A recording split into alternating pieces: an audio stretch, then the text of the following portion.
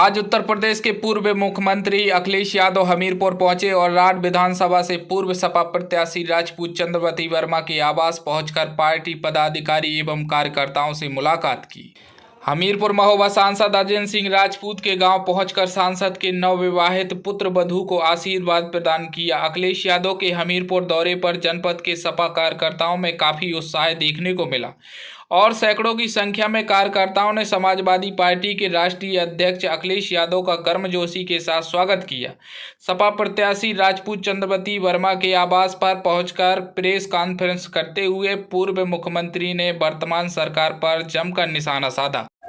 मैं अपने सांसद जी उनके बेटे का कार्यक्रम में शामिल होने आया। समाजवादी पार्टी से पिछले चुनाव में यही प्रत्याशी थी जो चुनाव लड़ी थी, जिन्हें हालांकि समय कम मिला था और उन परिस्थितियों में जो राजनीति के दाव पेच रहे, उन परिस्थितियों में भी बहुत अच्छा समाजवादी पार्टी के पक्ष में जनता ने मदद की। जो जमीनी सवाल हैं यहाँ पर,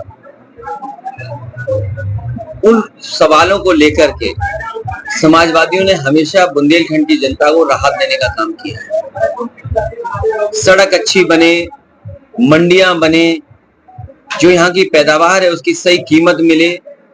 और मुझे याद होगा, अब में से साथियों को ये इस बात का पता होगा कि जब सरकार का समय आखिरी आ गया था तो तेलंगाना के मुख्यमंत्री जी उस समय गांव-गांव नल लगाने की व्यवस्था कर रहे थे। वही योजना हम लोगों ने यहाँ आकर के शुरू की थी, जो आज पाइप वाटर सप्लाई योजना चल रही है। घर घर नल पहुंचाने की, घर घर जल पहुंचाने की स्कीम चल रही है। आपको याद होगा, सबसे पहले इसी यहीं के डैम जो बगल में है वहां से पानी ला करके राठ तक पाइप वाटर सप्लाई की योजना बनी थी। वो शुरू हो गई होती तो न केवल राठ कस्बे को बल्कि रास्ते में जितने भी गांव पड़ते सभी को शुद्ध अच्छा पानी पीने का मिल जाता।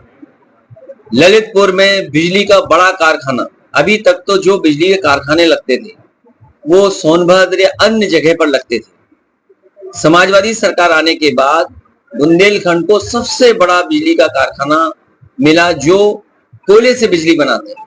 वहीं सबसे पहले सोलर पॉलिसी लेकर के आए, सोलर एनर्जी के लिए, जिसकी वजह से आपने देखा होगा कि जगह जगह पर बुंदेलखंड में सोलर प्लांट लगने लगे। जो शुरुआत समाजवादी पार्टी ने की थी उसकी वजह से बड़े पैमाने पर प्लांट लगे। डायल 100, एम्बुलेंस सेवा, मेडिकल कॉलेज का बनाना, ये तमाम सुविधाएं देने का काम किया था। और आज भी किसी घर में जो समाजवादी पार्टी का लैपटॉप रहा होगा वो आज भी चल रहा होगा, आज भी सुरक्षित होगा। जो आप ये नेटवर्क देख रहे हैं इंटरनेट का, हालांकि मैं किसी प्राइवेट कंपनी के पक्ष में नहीं बोल सकता हूं, लेकिन जो नेटवर्क जो उस समय बड़े पैमाने पे इन्वेस्टमेंट हुआ था जियो को लेकर के, वही आज आपको दिखाई दे रहा होगा बड़े पैमाने पर। उसी इन्वेस्टमेंट की वजह से आपका इंटरनेट भी चल रहा है।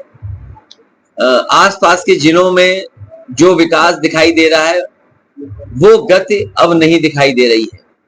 बुंदेलखंड एक्सप्रेसवे इस इलाके के लिए सबसे बड़े पैसे का बना हुआ एक्सप्रेसवे है, लेकिन जिस तरह बनना चाहिए था और प्रधानमंत्री जी के उद्घाटन के बाद जिस तरीके से उसका और मेंटेनेंस होना चाहिए था वो अब दिखाई नहीं देता है।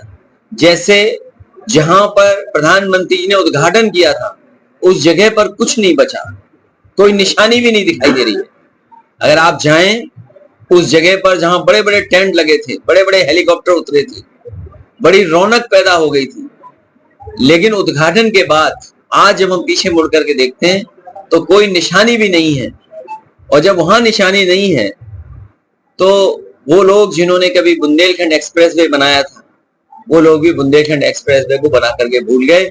उसी की वजह से आपको उछल उछल के चलना पड़ता है, उछल उछल के जाना पड़ता है। अगर आपको रफ्तार की गति को न समझ पाए तो हो सकता है आपकी कमर का नुकसान हो जाए, पेट में दर्द हो जाए। सच्चाई ये है, समाजवादी सरकार झांसी से सिद्धार्थनगर को जोड़ना चाहती थी, झांसी इधर सिद्धार्थनगर उधर, क्योंकि मुख्यमंत्री जी पहली बार आए थे झांसी, वो ये कह गए कि हम झांसी को दिल्ली से जोड़ेंगे। तो उस योजना के तहत उन्होंने जो समाजवादी सरकार की समय का विजन था केवल यूं टेढ़ा कर दिया, और उसका परिणाम ये हुआ कि चित्रकूट से लेकर के हमारे बिल्कुल भरतना विधानसभा में 2 लोकसभा, जहां कन्नौज और इटावा और मैनपुरी तीनों जुड़ती, वहां जाकर के ये एक्सप्रेसवे जुड़ गया, लेकिन मंडी नहीं बनी। मंडियां बननी चाहिए। जो शौचालय बने हैं, आप हमारे बनाए हुए शौचालय देख लो, यहाँ डब्बे रख दिए शौचालय के लिए। तो जिस मकसद से बनाया गया था वो मकसद पूरा नहीं हुआ। डिफेंस कॉरिडोर के नाम पर आपको सपने दिखाए गए कि यहाँ पर गोले बनेंगे, मिसाइल बनेगी, फाइटर जेट, नेट और न जाने कितने एयरक्राफ्ट बनेंगे, मिसाइल्स बनेंगी बड़ी बड़ी, land to land missiles, land to air missile, air to air missile बनेगी। आज बुंदेलखंड के लोग सोच रहे होंगे कि यहाँ तो सुतली का बम भी नहीं बन रहा है। कोई सुतली का बम बना हो तो बता दो। मेडिकल की दुर्दशा ऐसी है कि गरीबों को इलाज नहीं मिल रहा है, दवाई नहीं मिल रही, न पीएससी, न सीएससी, न जिला अस्पताल, और ना ही मेडिकल कॉलेज में कोई सुविधा है।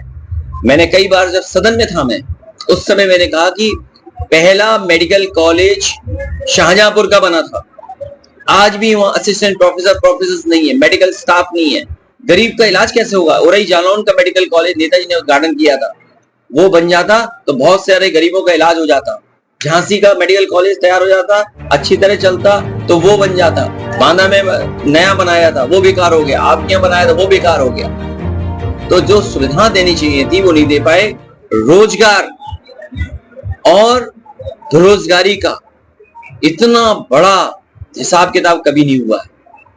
उत्तर प्रदेश से सबसे ज्यादा पलायन है पढ़े लिखे नौजवानों का, मजदूरों का। जो सरकारी आंकड़े बीजेपी के हैं, मेरे आंकड़े नहीं है, बीजेपी के आंकड़े, जो कहते हैं कि ये आंकड़े बेहतर हो गए, लेकिन सच्चाई ये है कि उत्तर प्रदेश को आज बेरोजगार नौजवानों की फौज बना करके तैयार कर दी बीजेपी के लोगों ने। हमारा बाजार बेचा जा रहा है। अखबार जब पढ़ते होंगे तो दुख होता होगा कि हमारे पढ़े लिखे लोग, प्रोफेशनल लोग अमेरिका से निकाले जा रहे हैं, बाहर निकाले जा रहे हैं। आज के अखबार में ही है कि जो प्रोफेशनल लोग हैं, जो लोग कहते थे कि हमारा रुतबा है दुनिया में,